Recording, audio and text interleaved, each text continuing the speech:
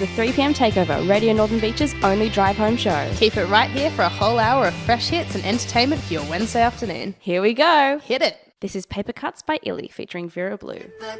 You're listening to the 3 p.m. Takeover with Hope and Victoria. It is Wednesday afternoon and we are so excited to have you in the studio with us this afternoon.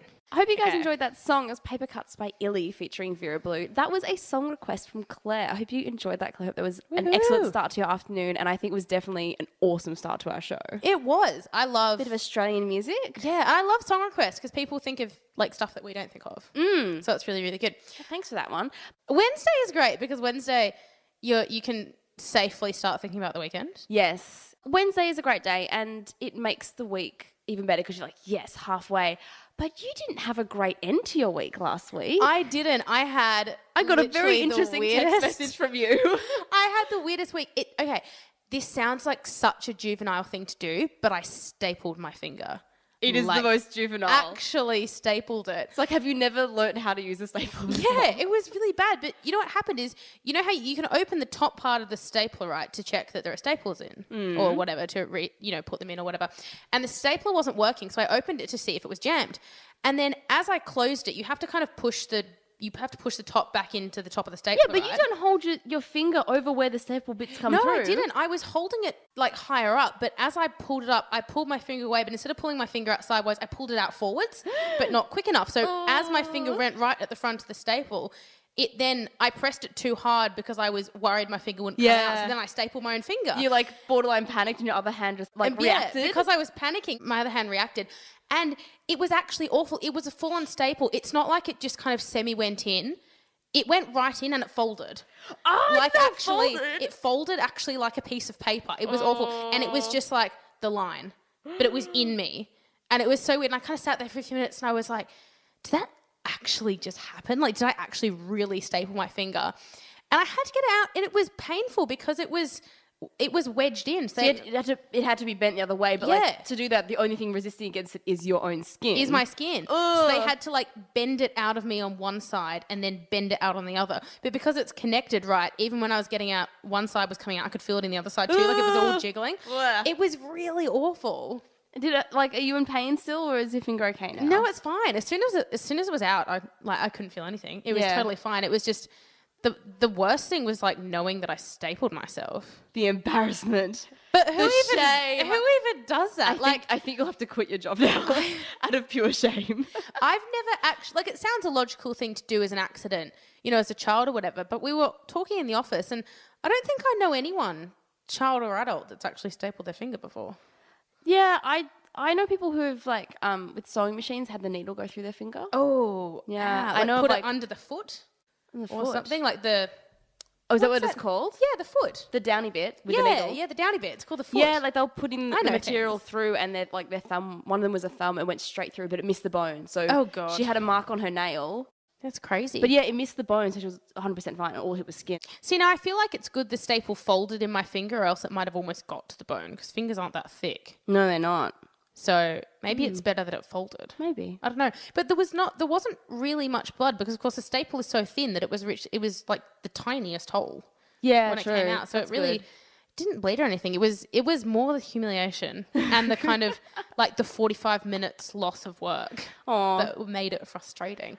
But anyway, so that was my sort of dumb thing of the week. So if you've ever done something stupid at work or if you stapled your finger, I want to know. So I'm not so alone. You just want to feel so alone in your shame. I don't. It was awkward. Everyone was like, you seriously did that? But anyway. I'm sure someone else has done it out there as I hope so. But you know what? More on that later. Keep listening to the show. Coming up, we are going to talk about some crazy bridesmaids stories. You're not going to want to miss this. Some people are psycho as. And we're also going to talk about the most common white lies that people tell. So make sure you stick around. Or are we? Maybe we're lying to our listeners. I see what you did there. You'll have to keep listening to find out if we're telling the truth. Sneaky. We're not attached to a polygraph, so you'll have to wait around and find out. Welcome back to the 3 p.m. Takeover. That was Don't Want to Know by Maroon 5, their new song. That was another song request. That one was by Veronica. I hope you enjoyed that.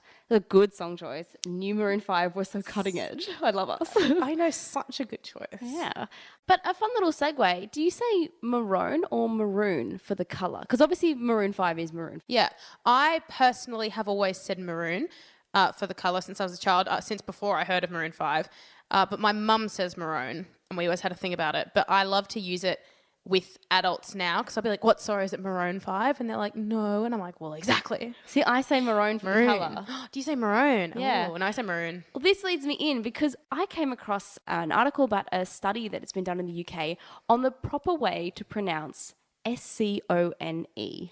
I don't want to say the proper way yet, but I would just say that I've been right all along. All right. I will preface with that. How do you say it? Are we talking about the one that you eat? Yes. Oh, scone. Okay, good. You're correct. Yeah. So the other way people say it is scone. So the two choices are either it rhymes with bone or scone rhymes with gone. Yeah. And in northern England and Scotland, it's scone. But they did a study Britain-wide, and the results is that the majority of people, 51%, say scone. So only half of them say scone. Yeah. And half say scone. Well, 4 and 10 say scone. So it's that's a lot. Yeah, so it's 4 and 10 and 6 and 10. So it's a very close ratio, but still more say scone. Wow, because I knew that some people said scone, but I would never have known that the percentage was that high. Especially in the UK, I would have presumed they all said scone. Oh, see, I thought it was pretty understandable. I feel like of all the people I know who pronounce it each way, in my mind, it's a very half and half. Wow, I don't think I've come across many people that say scone. Because when I think it's very American to say scone. When I think of scone, I think of the place in New South Wales, which is Scone. Oh, right. Like I would never call that place. That's why you asked if it was the food or not. I didn't get where you were going with that. Because I would never call that place scone. I definitely call that place scone. But I would, the food is scone. Well, because when I was in the US over December and January last year, there was a place in Chicago I went with my cousin that's called Scone City. Yeah. And I would be like, oh, Scone City. And like half people would say Scone City and half would say Scone City. It was really confusing. And people were like, oh, do you want a scone? And I'd be like, oh, a scone. And they'd be like, yeah, scone. Like it was one of those words that everyone knew what the other person was saying. It was very, I guess it's like vase and vase. It's true. I think I'd say scone though, because things that rhyme with that scone, gone, they've all got the 1-O. But if you were going to say scone, here words like grown, they have an OA. Oh, yeah. Not just the O. If it's an O, I'm not going to make an OA sound. Yeah, I don't know. That makes sense. Definitely scone. Scone, I don't know. But even more important than how to pronounce it is how you eat it. Now, do you do jam and cream or cream then jam? Because I went to, as you guys know, what you follow us, I went to high tea with some of my girlfriends, and one of them did cream with jam, and I cannot look at her the same because I didn't know she did that. I made jam, then cream. I am not the traditional Devon method. I am jam and cream on top. Because you can't spread jam on top of cream. Always it doesn't work. Jam first. Thank you. You can't do cream first. That's stupid. Well, this survey, they also looked at the order you do jam or cream, and only 21% of people, so 1/5 of people, do the cream first. And I'm glad that those people are obviously dying out. We need to get rid of them. Yeah, it's weird. And we need to overtake the method of jam then cream because it is the correct way to do it. That's like the whole debate. Like if you're drinking tea from a pot, so it's already brewed, you're not using a tea bag. Do you do milk first or tea first? Because you're supposed to go milk first, but I don't. I was actually reading an article about this as well. If it's a tea bag, the milk goes in second. If it's brewed in a pot and you pour it out and it's already brewed, you put the milk in first. Yeah, because I always I just put, when it's brewed already, I still go tea first because that's what I would do with the bag. So I'm like, why would I switch up my method? Sometimes I'll forget, like I'll pour and go, oh, I'll be like, oh, I need milk. But normally my brain says you put the milk first. Because that's just how I was taught. But, okay, oh my gosh, I have the craziest story about doing things in order. I don't know if I told you this, but I only discovered... view you very differently? You might be. I only discovered a couple of weeks ago that apparently I wash my hands wrong. Like I do things in the wrong order. Okay. So I was reading about it, and you're supposed to, like when you go to the sink, you turn on the tap, right? Yeah. And then you put the soap on your hands and then you wash your hands. That's a waste of water though, isn't it? But I don't do that. I go up and I put the soap in my hands and then I rub them together. Then I kind of awkwardly soapily turn the tap on and then I wash them. People. Yeah. But I hadn't thought of it until I read that like that's not how you wash your hands. I didn't know this is where the conversation was going to go, but do you want to hear how I wash my hands? I do. Tell me. I put the soap in one hand and then I'll turn the tap on and then wash and then foam it up with a bit of water, wash. But so like in between, which is probably the smartest way? Yeah, because I feel like if I turn the tap on and then go for the soap, it's just a waste of water. So I put the soap in my hand first, then turn the tap on and then begin the process. I've saved a couple of seconds of water, which may seem like nothing, but over a lifetime probably saves a couple of liters of water. But I don't know why I never thought of putting the soap in one hand. I often will rub it on my hands and then weirdly, awkwardly turn the tap on with soapy fingers. It's like if you're cooking and you have to mix something with your hands and you have to turn the tap on, you have to like awkwardly use your wrists. Yeah, to clean. Like, otherwise, the tap gets dirty. Yeah, and then if you're the next person to touch the tap, you're like, why is the handle dirty? Yes. How can I be washing my hands wrong? At least you now know what to do. Oh my God, but and at least you do your jam and cream on your scones, correct? So now we're all guys, jam, then cream on your scone, not scone. I can eat scones correctly. I can drink tea right. And now hand washing is like third behind those two. Well, you're still learning. You're still so young. I know. Many things to learn in this life, right? Oh, goodness. I hope you guys all say scone now and don't mispronounce it with scone. And we'll catch you after this song.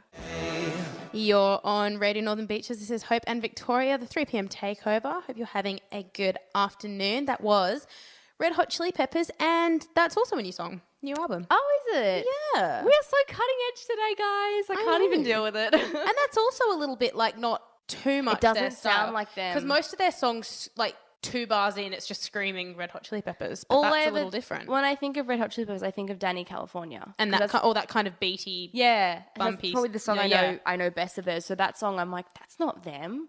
They sing really good. They're not allowed to change their sound. Yeah. How dare they? I find they sing really great, like, background music.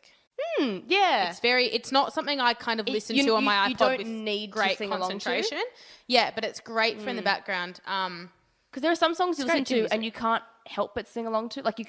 You'll be talking to someone and if they're speaking, you'll like unconsciously just start like singing along. And I don't think Red Hot Chili Peppers are one of them. Chili's are a bit obscure. Yeah. So it's maybe I just don't know their music well enough. Like I just don't know the lyrics. So that too. Yeah. Okay. Anyway, so it's been a busy time for me lately with weddings. I think it's so popular. Hope. I know. I think it's a time of year, but I've been to a few lately, and it got me thinking. I don't know. Do you ever do this thing? And I've done it even before I had like a long-term partner. Even when I was really young, you go to a wedding and you kind of suss out what you would and wouldn't do at your wedding. You'd be like, oh, I wouldn't want that when I got married. Yeah, but I think you do that at any event you go to that you're likely to have something similar. Like if you go to someone's birthday party, you'd be like, well, I'm definitely not serving mini quiches. Like, you're like, I would never do that. Something weird. You'd be like, well, I'm definitely going to have this or not have that. I think that's something that everyone does. Yeah. Yeah. So you've been doing this with the weddings lately? So I do that with weddings all the time. And I'm sort of, I was saying, the church didn't really look full enough. I have to make sure that I get married in a chapel so it's small. I wouldn't have place settings like that. I don't like that. I sort of many things that you don't actually, if like someone was to ask you in a couple months' time, you wouldn't remember those kind of things. But anyway, because I was at these weddings, and it's weird, 2 of the weddings I've been at recently, I was surprised at who had made the bridesmaids list. Okay. Because that can often be a thing of contention with friends. It can always be who do they pick as the bridesmaids? It's either going to be really obvious or like half the bridal parties are wild cards. Yeah. It's like never like, oh yeah, I didn't think of that person. That makes sense that they're there. You're kind of like, why is that person there? Or you're like, of course, those are the 3 bridesmaids. Of course. Yeah. There was a couple of really odd bridesmaids at the parties that I went to. The weddings I went to. Well, not odd, just like people I didn't expect to make the cut. And because of that, I was thinking about bridesmaids, and it was reminding me, I've read some crazy stuff lately about all the different things that brides expect their bridesmaids to do. I have, across the years I've heard like random like news stories will pop up of like crazy demands that they're requesting. Horror stories of like having to buy your own, $2,000 dress, or like go on a weekend away together that costs like X amount of dollars, or like all these crazy things. But anyway, I found 5 or 6 or so of the weirdest ones that I read lately. So I want to fill you in because they're a little crazy. I just want to know what you think. Yeah, let's see how crazy these get. Okay, so First one. One wedding I was in, the bride told all of us that if our hair turned out too prom-like, then we would be banned from photos. And this was basically her way of retaliating since we had opted to have our hair done by someone that only cost half as much money as the stylist that she had recommended. She even had the nerve to appoint one of the bridesmaids as the hair master, and we were only supposed to pick from a certified list of 12 stylists, and the hairstyle was subject to her final approval, and we had to pay. Wow. That's intense, but it's that person's wedding and it's their photo. So I get that you may not want someone having a certain hairstyle, but that's pretty, that's pretty controlling. I can imagine if you were like, can you please make sure it's some kind of ponytail down do or bun up do? Yeah, wouldn't you want everyone to kind of match? Yeah, so I understand rough guidelines, but too prom-like, that's a bit odd. What even would you consider prom-like? Like Big and Buffy or something? I guess it depends what decade you're picking from. Yeah, like really puffy. But anyway, crazy though. Okay, next one. My friend decided to have a Beauty and the Beast themed wedding and demanded that I dress up as Lumiere, the candlestick. Oh my goodness, that's amazing. And carry a giant candlestick, and then I had to recite the lyrics to Be Our Guest before the food came at the reception. That's amazing. But imagine being that poor person. True, but it actually sounds like a lot of fun. Oh my God, though. Can you imagine having to do that? But someone had to be Cogsworth and someone else had to be Mrs. Potts. So I think Lumiere is probably the best choice, except for like the sexy feather duster. But imagine walking up the aisle. Or the little, does that mean like their pet dog was the little Ottoman? I don't know. Stool? But can you imagine walking up the aisle and like everyone's holding a bouquet of flowers and you're holding a candelabra or something? But I guess if everyone knew it was themed, they wouldn't think it was weird. I can't deal with themed weddings. Yeah. I think they're the You don't even strangest like thing. themed parties. You would like actually die at a themed wedding. I just think it's so obscure. I saw a couple. You have to love something so like that much because you get like, you know, you have a birthday every year. But like wedding, I mean, That's ideally for life, you right? only have one. And so like to have a themed wedding, like you'd have to love something. You got to be really careful. Yeah. I saw there was a couple that got married at McDonald's. It was on the news the other week, and they had a chicken nugget stack as a cake. Oh my gosh. And I was like, I love chicken nuggets, but not for my wedding. Oh my gosh. Right. Wow. Crazy. Okay, listen to this. I think this is hilarious. Next one. All the bridesmaids had to get their toenails done with the bride's initials on one big toe and the groom's initials on the other big toe, except then we all had to wear closed-toe shoes. Oh. That's so weird. Like, that's not weirdly controlling. That's just like they just didn't think it through.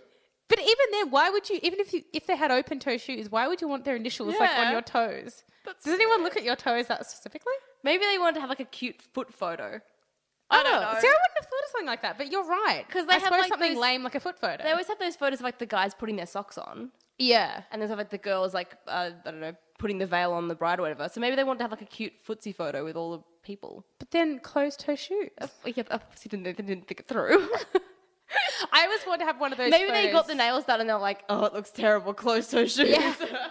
I used to want to have one of those photos, you know, where you pull up your dress and you're like wearing runners underneath or something. Oh, gosh.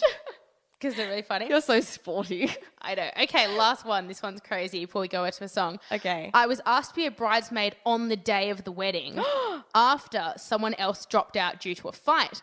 I had to wear the ex-bridesmaid's dress, which was 6 dress sizes larger than I was. The bride told me to deal with it and just use lots of safety pins. Oh my goodness.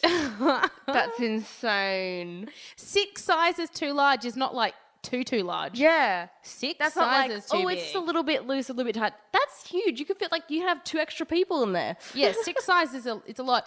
And just to be told to suck it up and just use safety pins. Whoa. I guess like Whoa. it's the bride's day, but like if you were just trying to fill a place, like find someone who's the same body shape. Imagine like dropping out on the day because of a fight. That's That would crazy. that would have to be a huge fight. That's like more of the problem than the dressing. But anyway, so crazy. I'm happy to report that there was no craziness between brides and bridesmaids at either of the weddings I attended in the last couple of weeks. That's good. But don't be too crazy when you get married. I don't want to have to do crazy things. What do you mean when? Well, I have a lot of steps between me getting getting married. Do I have to paint your initials on my toes? Yes, and you're dressed like a candlestick. It's not even gonna be a themed wedding, but you're gonna be Lumiere from Beauty and the Beast. Let's make it happen, guys. Welcome back to the 3 p.m. Takeover. That was Pumped Up Kicks by Foster the People. And then following that, which you just heard, was I Love It by Hilltop Hoods. We're having quite the R&B rappy Australian day because we started with Illy and we just had Hilltop Hoods. Wait, Illy's Australian? Oh, yeah. Oh, my God. You can't hear his accent when he's singing? I didn't listen, really. Oh, he's very Australian. I haven't listened voice. Man, that's cool. Those two songs are like a little bit flashbacky, but like in a good way. You can't complain about those songs. Yes, definitely. Right? I really like Pumped Up Kicks. And I know, are we calling like 2013 like old now? I don't know. I think we are. Okay. Wow. It was 3 years ago. Ouch. Yeah. All right. All right. Well, see, I say that, but was I telling the truth? Maybe it was a little white lie. Very clever. At the start of the show, you said you had a list for us. And listeners, if you've stuck with us, you will know now that we were telling the truth. We are really having this segment. We weren't having a little ironic joke of having a white lie about a white lie segment. It's true. It's about to happen. Strap in for the deception. So, scouring the internet the other day when I should have been working, and I came across... We've all been there. Continue. We have. I was reading a really interesting news article that was saying that, you know, while there are many white lies in this world, there's been a university study that's actually sussed out what the 10 most common white lies in the world are. Is one of them I'm fine? No. Oh. Did not make the top 10. Because that's probably the ones I use every single day when someone's, how are you? Oh, I'm good, I'm fine, thanks. When, like, I could be having a really bad day. I think everyone does that, but I think that's more of a... polite social thing. You'd call that like a speech thing, really. Because if someone you don't know well and they're like, how are you? Wouldn't be like, I'm awful. Do you want to hear about it? Like, that's just not like social etiquette. Because that's more, it's a sentiment. How are you? I'm fine, thanks. Or yeah, I'm it's a social etiquette thing. Yeah. But this is really interesting because all 10 of these things, right? So it's just now I've lied about all of them. Ooh. But at the same time, I've been honest when I've said all these things as well. That's what's trippy. Oh, okay. So we're gonna go through and have a little bit of chat. Okay. So give me the first one. The first one is when you say, oh, sorry, I think there was something wrong with my phone. Ooh. Which, for me, I've definitely lied and done the whole, oh, sorry, I only just saw your message type thing. But then it's also been honest. I can't remember if I have, but I probably have. I think everyone must have at some point. Like, but I think the same, sorry, my phone was off. Like, even anything like that. I think the same, like, I've also said it in full truth. Like, as you know, my phone doesn't like to receive photos a lot. Yeah. And it's only like certain times. Sometimes someone will send a photo through and be like, oh, did you get the photo? And I'm like, no, my phone doesn't really do it. I think people think it's like me telling a lie, but it honestly just stuffs up every now and then. What's so good is we're still in that phase with technology where even though technology is good, you can still be... It still has enough blind spots that you can still be like, oh, sorry, my computer's doing something funny. Yeah. You can still get away with that. Yeah, true. I bet you can't in a few years. You probably won't be able to get away with that kind of thing. Anyway, second most common lie, interestingly enough, is I did call you back. Oh, see, I've never done that because technology is the point where if you call someone back, it will register. Unless you have an iPhone, which sometimes they get confused. Oh, do they? Oh, yeah. No, I don't think I've ever lied with that. I have. I think because I'm aware that like my brain will go, technology would have picked it up. So if I didn't, they'd be like, well, it's not in my call log. I've definitely told someone that I called them back when I haven't. It's easy with house phones because you're like, obviously it just rang out and I didn't leave a message. Like, or I've done that with work. Like someone will call me back from another company. And I'd be like, no, I did call. Like you didn't hear last week. Like I definitely called and like left a message. I've done that before at work. It's really check your system. God. Imagine if my boss was listening. He's not. That's right. Oh, plot twist. He is. He's a special guest. Here he is. Okay, the next one. You look really great in that outfit. Ooh. We've all done that. You can't say to someone, especially if they're trying something on in a change room, I will say something because they haven't bought it yet. Yeah. But if you go out for friends and someone's like, I love your outfit, you can't be like, I think you look awful. Like, I know. I don't know if I've ever used the kind of like... I don't think I've ever hated something or I don't think I've... Yeah. If I don't like it, I just won't say something. I'll be like, your hair looks great and just avoid the clothes. The whole you look really great in that outfit is sort of like you've made a point to bring it up, so why would you if it was a lie? But if someone goes, what do you reckon? Do I look really great? I'll sort of be like, yeah, love the earrings or something. Like I'll point out, like I'll give a positive, but I won't directly refer to the clothes. Yeah. Nice. Oh, it's awkward. Okay, next one. And I think this is for two, when someone says they saw you somewhere when they see you the next time, is that, oh, I didn't even see you. Yeah. I've so done that. Yeah, I think I've done that as well. When you just kind of like, I just don't want to talk to that person. I don't want to have to talk to anyone if it's like anyone. I wasn't planning on seeing anyone I know. I don't want to talk to anyone I know. I have this thing, unless it's like literally a best friend or a family member, no matter how close I am with you, I don't like seeing someone when I wasn't expecting to see them because I don't feel prepared. And then I just feel like not ready, caught off guard. Yeah. I know what you mean. But I always do the whole, really? I never saw you. Even though I totally did see them. So from now on, if anyone knows Hope and she says that she saw you. Reveal my secret. That's really bad. Okay, next one. I'm more than happy to help. Yeah, that's a difficult one.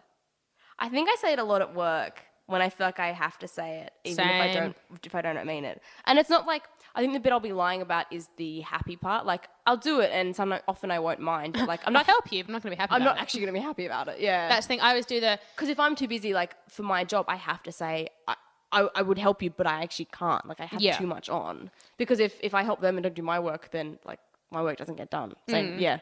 Or at work, I'll say something to someone and be like, "Come across if you have a problem," and in my mind, I'm like, "You better not come across my desk." Yeah, I do emails. I'm like, any issues, just let me know. And I'm like, you better not have any issues with that Do job. not come to me with your issues. Do not call or email. That's so funny. So that one definitely is true. The next one I have absolutely used so many times, unfortunately. It's, sorry, I've already made plans. Ooh.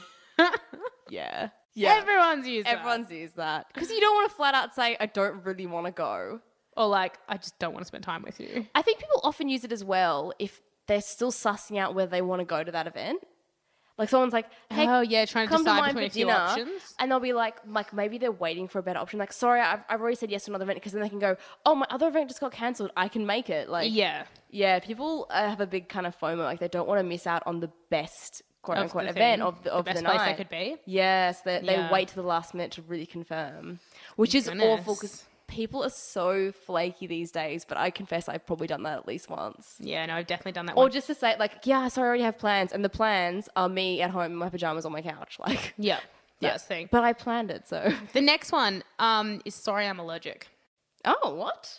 For if you don't want a particular, because you know how a lot of restaurants now, you can't make an order with a slight change. Like, can I have this but without the something? Yeah. But if you say, I'm allergic, they obviously won't put it in. Oh, I've never used that. So it's become a really common thing. I would just pick it out, or like if I was given, like, unless the order was really wrong, I wouldn't say anything. I wouldn't send it back.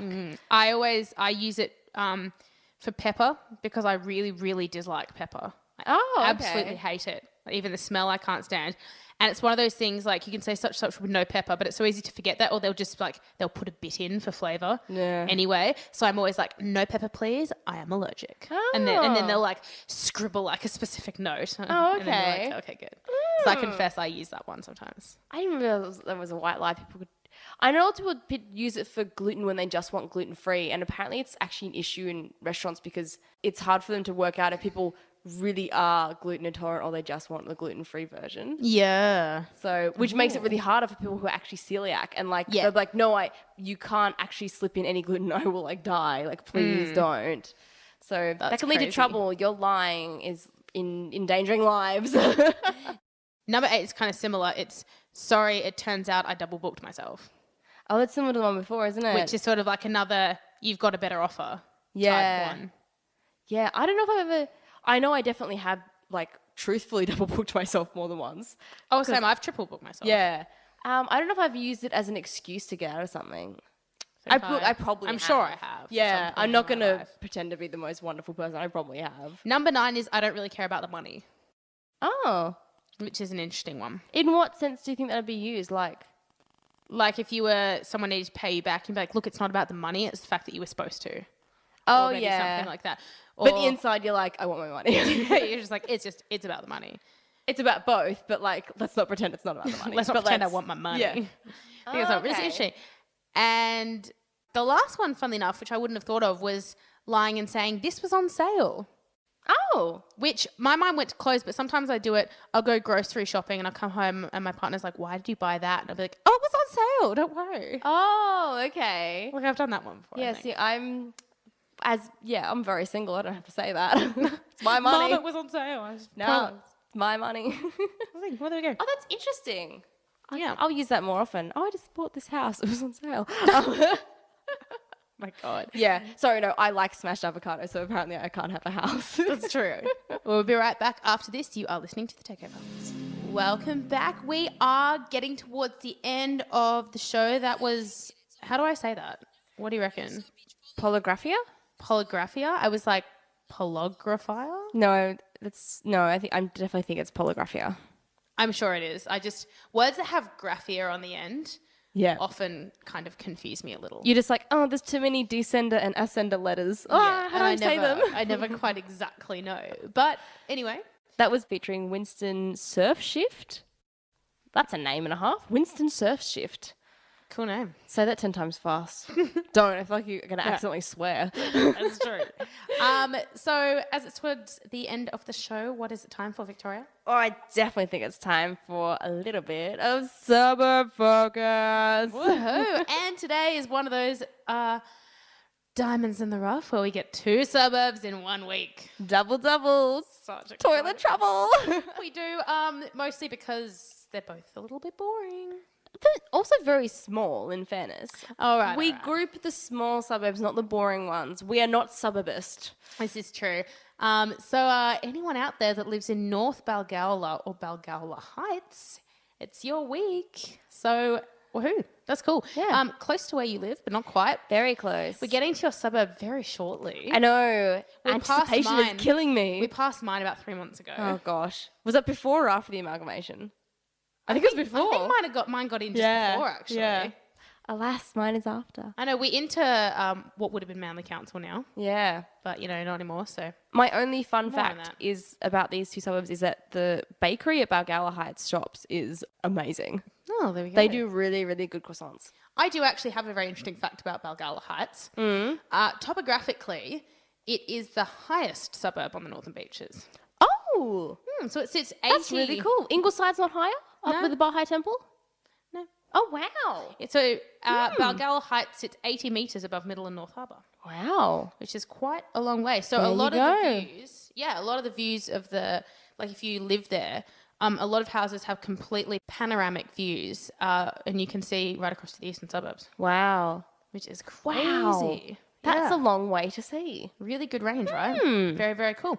So Balgowlah Heights was named after the Aboriginal word for North Harbour, and it was named that because apparently it's on a complete diagonal angle to Port Jackson. Oh, okay. So it was like that was why it was named as such. And even though Balgowlah, which is obviously the neighbouring suburb, was named in 1832, Balgowlah Heights as a suburb didn't kind of come into play until 1960. I'm assuming the whole thing was just Balgowlah before that? Yeah, I would assume I think we had that with Seaforth last week. It was just the Balgowlah area until the Seaforth estate was sold off. Yeah. So I'm assuming that the whole Balgowlah or wider area, probably up to Manly Vale, is quite old because it was named in the 1830s. Wow, that's a long time ago. That is a very, very long time ago. Interestingly, in North Balgowlah, the second most common language spoken after English is Greek. Oh, okay. So that's really cool. Fact. Maybe there's a lot of Greeks living there. I'm not entirely sure. I'm assuming so. That kind of would make sense that Greeks would speak Greek. I guess so. Good food. Yeah, good food. That is true. North Balgowlah is a reasonably small suburb. There is about 3,500 people. Which is similar to Balgowlah Heights, so not many in total. Yeah, both very small suburbs, hence why we grouped them. Not because they're boring, Hope. No, that is true. And another interesting fact about North Balgowlah is it used to be called Balgowlah North. Oh. But not anymore. Balgowlah North. That would have worked. North Balgowlah. Sometimes you hear like the alternate options for suburb names and your brain just goes, no, it obviously has to be what it is. But I think Balgowlah North could have worked. They both kind of scan equally well. Yeah, because there's other ones you hear where they sort of switch a north or a vale or a heights. And you're like, no, it sounds so weird. Why? It can't ever be like that. Yeah, but and you're like, it wouldn't North work like that way. Would have worked. Yeah. That is a fun fact. That's a good fact to end our show on. Things you know.